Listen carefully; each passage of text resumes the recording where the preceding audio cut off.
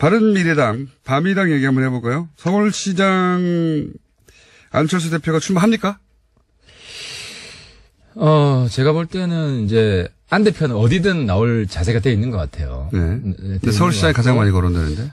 가장 많이 거론되죠. 네. 실제로 제일 경쟁력 있는 분 중에 하나고, 그 주변 분들도 서울시장 말씀을 많이 하세요. 네. 많이 하시는데. 결국 나오나요, 근데? 근데 이제 우리 지금 이제 뭐 창당하고 휴가 지내고 네. 이제 막 모이기 시작해서 일단 전국적인 전략을 좀 수립할 필요가 있을 것 같아요. 그래서 이 어떤 식으로 배치하는 게.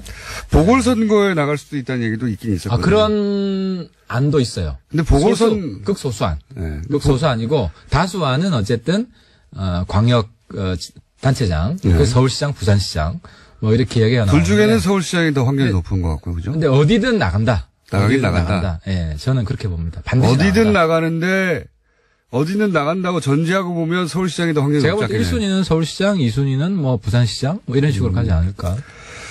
부산에서도 지금 현재 기준의 여론조사로는 그렇게 지지율이 나오진 않습니다. 안 대표요? 예. 이미 몇 번 했고. 예. 한 20% 중반대? 이제. 무슨 여론조사를 보셨는지 모르겠는데 그렇게까지 나오는 건 못 봤네요. 아니요, 그렇게 나왔어요. 실제로. 그리고 우리 바른미래당이.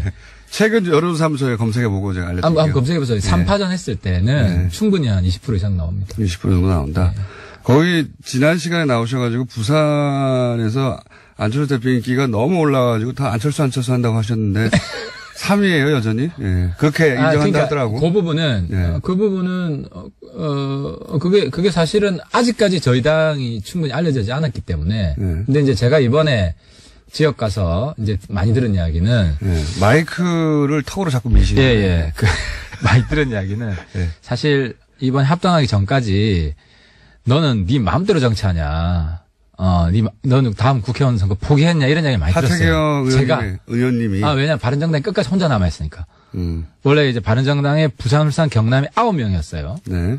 그리고 근데 저밖에 안 남았고 시구 의원이 다 가고 우리 해운대구만 3명 남았어요. 바른정당이. 네. 그러니까 이제 주변에 있는 사람들이 지역구에서 네. 정신 차려라. 네, 정신 차려라. 이제 그러면 현실을 직시해라. 근데 요번에 가니까 어쨌든 열심히 좀 해봐라. 성과를 일단 냈으니까. 어쨌든 제가 주장하는 바를 한 걸음 한 걸음 나아가니까. 그래서 이제 뭐 용기를 잃지 않고 끝까지 한번 가보려고 합니다. 본인 얘기 말고요. 안철수 대표. 그러니까 그게 바로 안 대표 덕분. 그러니까 제가 이야기하면 이게 안 대표가 도와준 덕분입니다. 사실이 그게 사실이기 때문에. 안철수 대표를 그렇게 칭송했던 분들이 1년 지나서 계속 칭송했던 분이 지금까지는 없습니다. 그러니까 그 부분은 제가 종합적으로 한번 분석해 보려고 그래요. 왜 그랬는지. 예. 이거 안 대표가 그 부분이 본인이 뭐 결함이 있겠죠. 그 부분을 고칠 수 있도록. 이미 제가 잘 했기 때문에 이제 코치를 해야지. 이제 어떻게 하겠습니다. 잔소리 하든 뭐 하든 이제 술을 같이 먹든 해서 고치도록 해야죠. 어쨌든 서울시장 출마 가능성이 현재로서는 가장 높다고 본다. 예. 출마는 하는 게 기정사실이라고 보고. 그렇죠. 반드시 나와야죠. 당을 살리려면 가장 경쟁력 있는 후보이기 때문에. 안철수 대표 개인으로 보자면 서울시장은 당선 가능성이 지금 현재 기준으로는 그렇게 높지 않지만 보궐선거에 개인으로 당선되는 건 훨씬 가능성이 높으니까 개인의 입장에서 보자면 서울시장 떨어지고 나면 또 아무런 직책이 없는데 국회의원이라도 될 수 있으니 보궐선거에 대한 욕심도 없지 않아 있을 수 있다. 문제는 다음 대선이겠죠. 다음 대선에. 국회의원 된다고 대선 되느냐. 그렇죠. 그 전혀 별개의 문제이기 때문에 뭐 문재인 대통령이 국회의원 됐다고 대통령 된 것도 아니고. 알겠습니다. 그런 차원에서 생각할 겁니다. 자, 그럼 또 한 가지 나오는 얘기가, 자유한국당의 과의 선거연대 얘기도 기사가 제법 나옵니다. 뭐냐면 예를 들면 서울시장에서는 바른미래당의 후보, 예를 들면 안철수 후보가 나오고 경기도지사는 자유한국당의 남경필 후보가 좀 강하니까 남경필 후보가 나오고 이런 식으로 그 지역에서 서로 후보를 내지 않는 방식으로 협력하는 이것도 가능합니까? 여러 가지 설이 나오는데 네. 확실한 것은 지방선거 끝나고 당 2개가 없어집니다. 하나가 한국당, 또 하나가 민평당. 없어질 당은 확실히 없어야 됩니다. 바른미래당도 없어지지 않습니까? 바른미래당이 민주당 외에 정당의 헤게모니를 반드시 잡을 겁니다. 우리 당은 잃을 게 없고, 더 이상 잃을 게 없고, 지금 원지사 하나 있잖아요. 원지사 하나 있기 때문에. 그리고 구청장이나 시구의원, 바른미래당 현역들이 거의 없습니다. 그 보수 또는 뭐 그 민주당 진영 이쪽 그 상대적으로 진보 진영도 양쪽 다 정계 집현이 일어난다는 얘기잖아요. 그러니까 우리한테 중요한 것은 예, 시대를 바꾸고 역사를 바꾸는 거다. 그래서 확실히 야당 체질을 완전히 바꿔놔야 된다 이번에. 그래서 근시안적인 그런 선거의 작은 이익을 가지고 바른미래당 이렇게 그런 정계 개편이 일어나고 그게 바른미래당이 유리하고 중심이 되는 정계 개편이 일어난다고 전제하더라도 바른미래당 이름을 그대로 유지하겠어요? 어차피 자유한국당에 떨어져 나가는 우리 흡수 통합할 거기 때문에 이름은 그대로 유지하죠. 그러니까 어떤 대등한 통합이나 이런 건 전혀 없습니다. 흡수 통합만 흡수 통합밖에 없고요. 네, 말이야 뭐 막 말할 수 있죠. 그때 그러니까 가면 우리의 사명이 야당을 완전히 체질을 바꾸는 거기 때문에 적폐를 완전히 청산을 하고. 그건 이제 선거 이후고 선거 때도 이런 기치를 가지고 나가는 거죠. 자유한국당과 선거연대는 없어요? 전혀 없습니다. 철새와 친박 완전히 심판할 것이고 그것 때문에 우리 쪽으로 결과적으로 표가 몰립니다. 그러니까 많은 분들이 놓치고 있는 현상이 대선 때도 보면 다 사표 심리가 생깁니다. 근데 한국당은 사표다라는 것들 시간이 지나면서 분명해질 거고 우리 당으로 민주당 아닌 표들은 우리 당으로 다 몰리게 될 겁니다. 그 전략을 우리가 쓸 거라는 거죠. 알겠습니다. 전략은 알겠고요. 이제 정치가 전략대로 됐으면 대통령이 이때까지 한 300명 정도 나왔어야 돼요. 1단계는 우리가 이겼기 때문에. 어쨌든 선거연대는 없다? 선거연대 절대로 안 합니다. 그거는 본인 말의 뜻인가요? 아니면 지금 바른미래당의 공통적인. 제 말에 대해서 다른 분들이 반박을 하기가 어려울 겁니다. 물론, 아래에서는 연대 좀 하자 이런 목소리가 있겠지만, 다른 사람들이 못 나오게끔 우리가 어쨌든 압도적인 지지율을 받을 수 있도록 우리 지도부에서는 만드는 게 목표고 숙제입니다. 그건 당연한 정당의 목표인데, 근데 현실은 혼자 정치를 하는 게 아니라 정치판에는 상대들이 다 있기 때문에. 지난번에 이야기했지만 민평당하고는 고려해 볼 수 있다. 민평당하고는 오히려. 민평당이 원하지 않더라고요. 민평당은 사실 호남 지역에서 자신들의 입지를 세우려고 하는 건데, 호남에서 바른미래당과 연대할 이유가 없지 않습니까? 호남에서 민평당을 찍을 이유가 없죠. 민주당을 찍죠. 호남에서 민평당이 살기 위해서는 민주당이랑 힘을 합치든지 우리랑 힘을 합친 둘 중에 하나가 돼야 되는데, 여당이 민평당과 힘을 합칠 이유가 있을까요? 제 말은 뭐냐면. 그러니까 민평당이 자기가 여당인지 야당인지 아직 구분을 못 하는 것 같은데, 본인들이 야당이라는 걸 빨리 직시를 해야 그분들이 후보를 낼 수 있을 거라고 봅니다. 제 말은 호남 얘기를 이제 일로 넘어왔으니까. 이제 선거연대는 없다가 지금 최고위원. 한국당과 선거연대는 없다. 한국당과는 절대 없다. 두고 보죠. 저는 이것도 일어날 것 같긴 한데. 일단은 없다. 호남에서 더불어민주당, 민주평화당, 바른미래당이 이제 각축을 벌이게 됩니다. 바른미래당도 여전히 거기 호남, 지역을 기반으로 하는 국회의원들이 몇 분이나 계시고. 그리고 영남 의원보다 호남 의원이 훨씬 많습니다. 그리고 박주선 의원 같은 경우에는 당대표이기도 하니까요. 그렇죠. 이 경쟁에서 바른미래당이 호남에서 이길 가능성은 매우 낮지 않습니까? 현실적으로? 민주당이 사실 압도적이죠. 민주당 제껴놓고, 예를 들어, 제가 어제도 전주 갔다 왔는데 다들 하시는 말씀이 지금이 어느 시대인데 호남 지역당 가지고 장사하려고 그러냐. 그러니까 민평당은 제껴놓고 생각해야 돼요. 그러니까 여러 가지 이유 때문에 민평당이 일시적으로 지지율이 조금 높게 나올 수 있을지 모르겠지만 그 미래가 없잖아요. 이거 지방선거 끝나면은 민주당 갈 사람 몇 분 가시고 따로 오리알 될 분 몇 분 계시고 또 이제 미래당을 올 분 또 몇 분 계시고 이렇게 공중분해 되는 당입니다. 그 당은. 이건 그대로 혹시 녹음을 따가지고 박지원 대표한테 들려주세요. 여쭤보세요. 예. 좋겠네요. 박지원 대표 인생 최대 실수예요. 안철수에 대한 사적 감정으로. 본인이 통합을 주도를 해야지 자꾸 하태경 같은 사람 적폐라고 몰아붙여가지고 통합을 방해해서. 그럼 본인이 지금 이 중간지대에서 어른 대접받고 여러 가지 같이 저랑 공동작전을 짜고 있을 텐데 아무튼 제가 볼 때 인생 최대 실수입니다. 그분. 그건 박지원 전 대표가 하실 말씀이라 저는 반박하지 한번 여쭤보세요. 네. 저는 그 대목은 박지원 대표가 반박할 내용이라 말씀을 드리지는 않겠고, 제가 궁금한 건 어쨌든 바른미래당이 호남에서 경쟁해서 의석을 얻을 가능성이 매우 낮다. 확실한 것은 민주당 지지자가 아닌 사람들이 의지할 정당은 바른미래당이다. 이게 영구에 갈 정당이지, 불나방 정당을 지지하지 않는다. 자, 알겠습니다. 자, 유승민 대표가 혹시 대구 출마할 가능성이 있습니까? 저는 대구시장은 바람직하지 않다고 보고요. 네. 유승민 대표도 제가 볼 때는 서울시장 히든카드 생각을 합니다. 만약에 안철수 대표가 부산시장으로 안 되면. 그러니까 이 적절한 하자면. 구도가 있을 거 아닙니까? 예를 들어 박원순 안철수 조합이 저는 베스트라고 봅니다. 네. 이제 시민들이 보기에. 베스트라고 보는 이유는 뭡니까? 아무래도 이제 받아야 할 빚이 있으니까. 과거에 한번 양보했으니 이제는 그렇죠. 이제 그런 심리가 유권자들에도 작용하지 않겠는가? 조금 있을 거라고 이런 봅니다. 기대를 거는 거죠. 그런 기대를 하고 있습니다. 굉장히 과거지향적이고 어쨌든 뭐 자, 어쨌든 이제는 뭐 사람들 마음속에 그게 있을 수 있다. 예, 강력한 기억이 있기 때문에.